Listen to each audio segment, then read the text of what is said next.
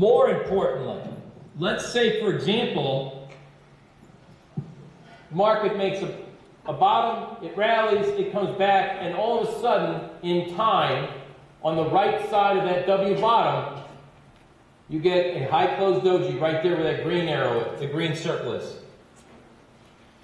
Si vous regardez cette figure, en fait, le doji va se passer à peu près là où il y a le cerclage vert. You say, well, that's cherry picking, that's a perfect world. Yeah, but it happens a lot. On croit que c'est toujours, ça ne se passe que dans un monde parfait, mais justement, ça se passe souvent comme ça.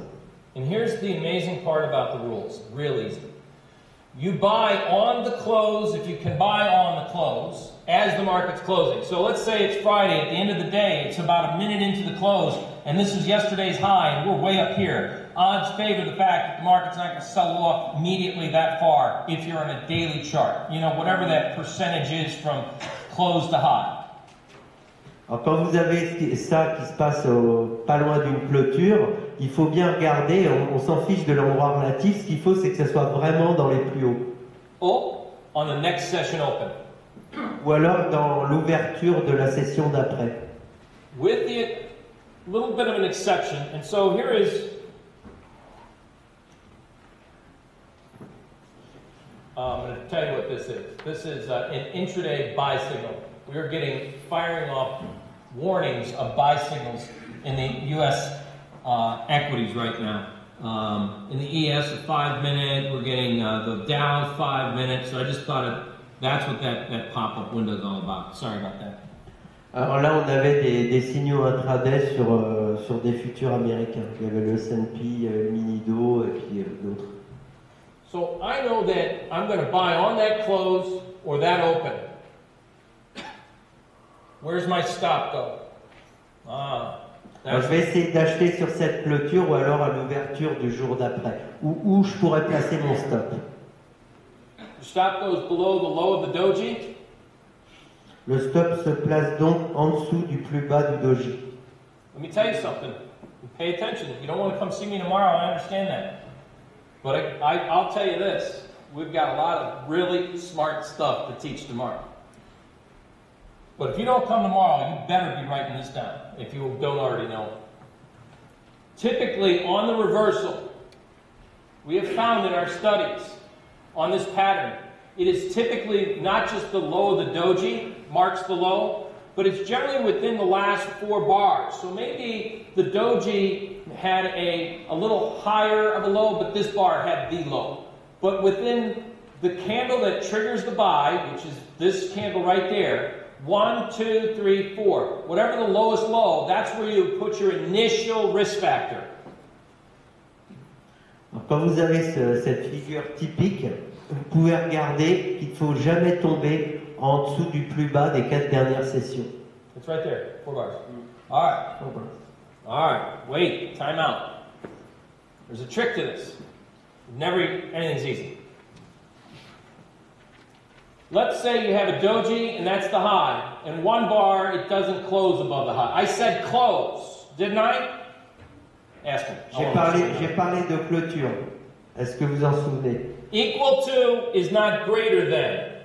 Remember in computer terms, this can't be equal to. That's not greater than.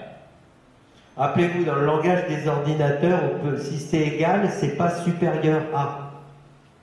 A computer algorithm, I don't care if it's Goldman Sachs, Morgan Stanley, I don't care who it is. It could be Jamie Dimon himself trading.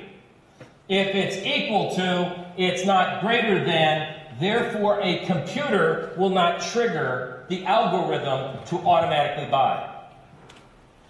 Alors quand on met des conditions et que ces conditions sont serrées, il faut que la condition se passe. S'il y a une conditionnalité, l'ordinateur ne le déclenchera pas si on n'est pas exactement dans ces conditions. And what I've noticed is that this is an immediate bullish momentum indicator.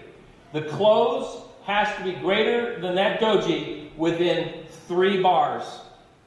Remember Fibonacci, 3 bars.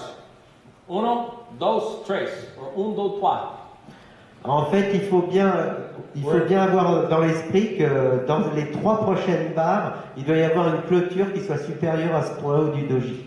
So that's Spanish and French. Alors j'ai fait un petit peu de So it was bad French, I'm d'espagnol. sorry, it was bad French, but it was sort of French. All right.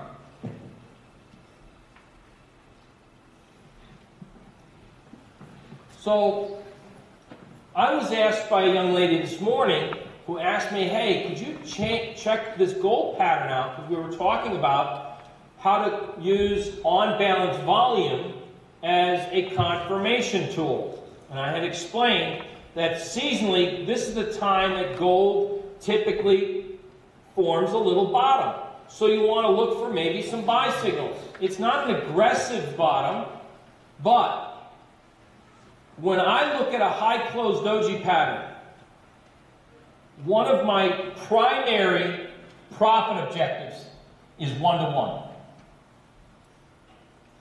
Alors ce matin, il y a une dame qui m'a demandé, pendant que à la fin de la présentation, qu'est-ce que je pensais de l'or. Alors je lui ai expliqué qu'en fait, de façon saisonnière, on devait avoir un plus bas qui se formait. Elle a demandé aussi des choses avec l'OBV. Donc je lui ai expliqué que j'allais plutôt chercher des signaux d'achat. And that's part of what we'll talk about in the seminar. How do we set profit objectives if within reasonable expectations? 1-to-1 is not a great risk-reward ratio, but it is if you have a higher probability pattern. If I have a pattern that's 65 to 74%, I'll take that trade all day long, every single day. Alors bon, même si on a un ratio sur risque et de 1 pour 1, bon, c'est pas génial, mais si j'ai par contre une étude saisonnière qui me dit qu'en fait j'ai plutôt 70% de chance que ça marche, et ben je prends ce signal tous les jours qu'il va se présenter. And this is kind of cool. This is a doji, agreed? Doji? I can't hear you. I got on my glasses. I can't even see. Wait. Hey. All right. Hey, thank you. Now, did this candle close above that high? No. It's not a trigger for a buy signal. Did it do it here? No. Did it do it there? No. How many candles is that? 1, 2, 3. That's not a low close doji. Wait, we have a new doji. Did the market close above that high? No. Did it here? Yes. Great. All right, so here's how we could use confirming evidence. If I get into a trade, I don't want to be the only one in that trade. I want you in it. I want I want everybody in that trade. I don't want to be the first guy. I don't want to be the last guy out. I want to make sure that there is some type of momentum moving with the market. Alors quand je choisis ces trades, je veux pas être le seul gars qui rentre dans le trade. Je voudrais qu'il y ait tout le monde qui rentre avec moi ou qu'on soit tous ensemble dans le même bateau. Et je veux pas non plus être le dernier qui sort de ce trade. Je veux avoir un petit peu de momentum qui se manifeste. In the indicator on balance volume, is this green candle's close greater than that green candle's close? Yes. Yes. So correspondingly, is this volume high, based on that candle right there, higher than that? So price is going up, volume indicators are going up. Does that mean there's participation in the marketplace? Of course. Okay, so wait, seasonals, a double bottom pattern, a high closed doji, and volume participation. Okay. In one of my slides this morning, I said, good traders don't hesitate. If you're now scratching your head thinking, what should I do? There's no thinking with a high closed doji. You enter on the close or the next period's open, and you immediately put your stop there. If you don't like that risk factor, I know using the high closed doji what my risk factor is initially. If the trade doesn't work out, it's going to fail almost immediately. But as long as we're starting to see a continuation of bullish patterns. Now, we didn't make, this market had a little pull off here. This candle was an inside bar. The next period we made a lower low. we made a lower high, but where's the close? Open-close relationship is bullish, right? The close is greater than the open, and the close is closer to the high. That was Ah, I'm non, sorry, Philip, I was on a tear there. Dans ce graphique, nous n'avons pas toutes les conditions qui sont réunies, mais en tout cas, nous avons les principales. Et à partir du moment où nous sommes des traders, nous devons agir avec confiance. Donc, quand nous voyons que les signaux sont positifs, il faut rentrer sur le trade. So I am looking at a continuation. More importantly, my prices are above their respected moving average. I have not a great trade, but a high probability setup. And I can go with this trade because if I'm willing to take that risk, then I better at least make that profit. And now I can manage the trade. Alors si on regarde le graphique, on voit, on peut avoir un petit peu peur au départ de prendre ce trade, mais au moins, comme c'est trade illimité, on sait aussi où est-ce qu'on va prendre le profit. The problem with most people is they like to see the market go up, and then they get long, and then they see the market pull back and they panic a little bit. If you can sit there and look at markets in the content that I have and wait for and can look for those higher probability setups, whether you're day trading, whether you're trading E-mini S&Ps, whether you're trading a euro currency, whatever you're trading. And incidentally, this is a daily chart right now on the euro. Alors je vous ai montré un graphique juste avant où il y avait un A, un B, un C. Souvent des traders, ils sont attirés, ils montent dans le A, après le B, il y a une correction, et dès qu'on s'approche, qu'on repasse en dessous, ils paniquent un petit peu. Alors qu'en fait, bon, ils ont un guide sur la nature de la tendance. Donc là, c'est un graphique de l'euro. Now, what you're looking at is a monthly person's pivot indicator. Red was what the computer predicted the potential high might be. Green is the low of what the potential low for the month of March might be.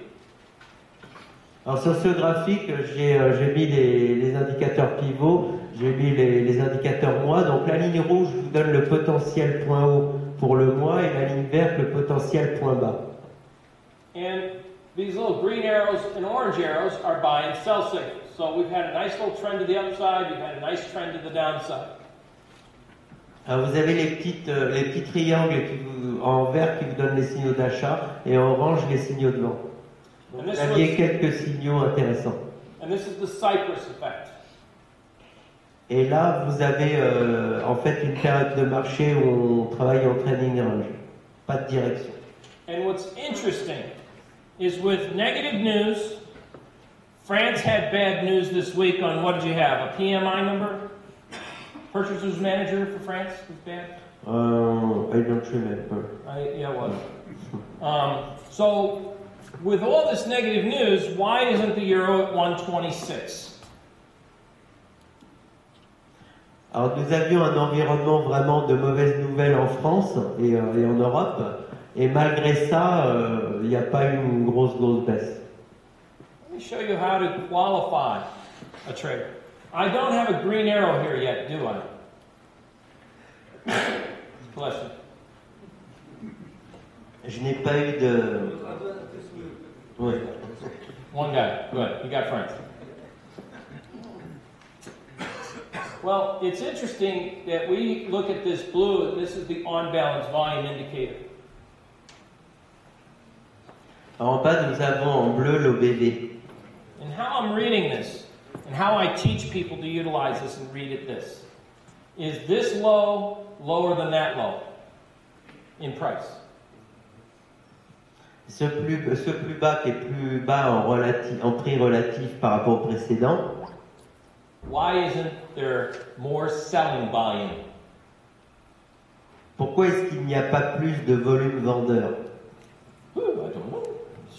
Je m'appelle John, I don't know. Je m'appelle John. I don't know. Je ne sais pas. Je suis pas plus devin que la moyenne. I would think with Cyprus, you'd be going, sell, sell, Mortimer. That's from the movie Trading Places. That's all right. in actuality, the market's coming through a consolidation phase after a strong downtrend. And typically, in month of March, in the early April, we see a consolidation in the euro. The euro versus the dollar, something happens at the end of this is a quarter. It's the end of the quarter. Nous sommes à la fin du trimestre, donc il va y avoir des rebalancements de portefeuille. I don't want to bring this subject up here in Paris, because I know your taxes are outrageous, especially for you millionaires. Je ne veux pas venir avec ce sujet-là à Paris, surtout si vous êtes des millionnaires, vous avez payé No, vos they didn't taxes. need a translator for that. They understood that perfectly well. Anything else I said, I didn't understand. But taxes, I know it. Well, we got this little issue when we get back to the United States on April 15th. I got to start writing a check, right? So there are, between the end of the quarter and April 15th, there are cross currents that occur. Things happen in the marketplace.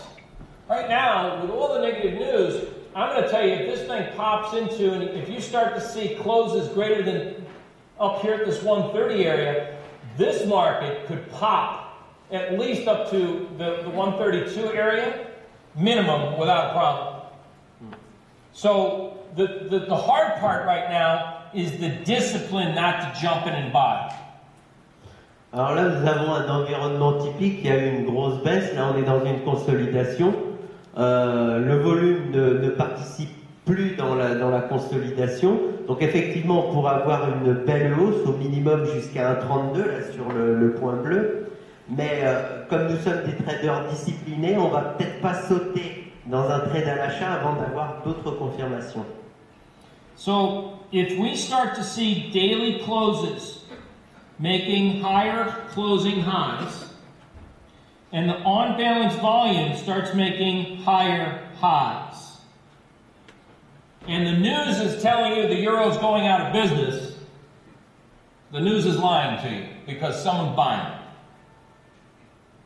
Alors si on voit quelques clôtures positives sur l'euro, plus une participation des volumes dans l'OBV, et que de l'autre côté vous allez entendre des news comme quoi l'euro est en faillite et puis que tout va très mal, et ben ça veut dire que les journaux vous mentent. So, as you notice with today, I am not about taking one idea and putting my money to use with that one idea. I use a lot of non-correlated confirming indicators. Vous voyez que là, dans ce séminaire-là, je ne vous ai pas proposé avec une petite idée de trading de mettre mon argent ou le vôtre. Là, j'essaie de vous montrer que par différents biais et différents indicateurs qui ne sont pas corrélés les uns avec les autres, j'essaie de trouver des façons qui vont nous amener à avoir des décisions intéressantes. The technique of examining a sector or a certain stock area, whether it's the Russell 2000 small cap, technology, S&P, large cap, high dividend yield, whatever your choice is. If all of a sudden I have built criteria that detect sell signals, and all of a sudden in a space of maybe 30 stocks, I get 20 stocks are giving me sell signals, but the news is only telling me about one, I have a better inkling that the whole sector is actually rolling over and that professionals are getting out of that space and perhaps somewhere else.